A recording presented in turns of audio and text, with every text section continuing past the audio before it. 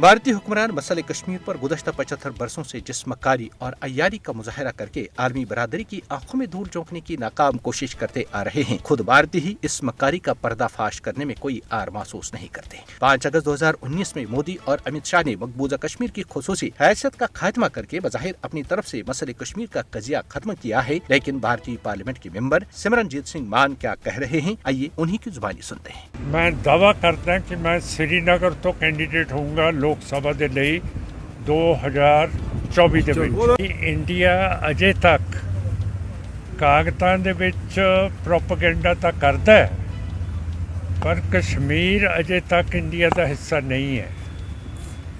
ਇਹ ਬਿਲਕੁਲ ਗੱਲ ਠੀਕ ਹੈ, ਕਿਉਂ ਕਰਕੇ ਇੱਥੇ ਨਹਿਰੂ ਨੇ 1 ਜਨਵਰੀ ਨੂੰ 1948 ਦੇ ਵਿੱਚ UN ਦੇ ਵਿੱਚ ਜਾ ਕੇ ਮੰਗਿਆ ਸੀਗਾ ਕਿ ਇੱਥੇ ਰਾਇਸ਼ੁਮਾਰੀ ਪਲੇਬਸਾਈਟ ਹੋਵੇ।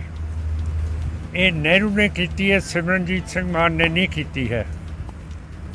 ਤੇ ਜੇ ਹੁਣ ਮਿਸਟਰ ਮੋਦੀ ਨੇ 370 ਤੋੜੀ ਹੈ ਤੇ ਉਹਨਾਂ ਨੇ ਕਿਹਾ ਕਿ this is a integral part of India, ਤਾਂ ਜੇ ਇੱਕ ਮੈਂਬਰ ਆਫ ਪਾਰਲੀਮੈਂਟ ਕਸ਼ਮੀਰ ਤੋਂ ਅੱਗੇ ਜਾ ਨਹੀਂ ਸਕਦਾ, ਫਿਰ I am afraid this is not a part of India, it is still a separate state and where the demand for plebiscite still stands.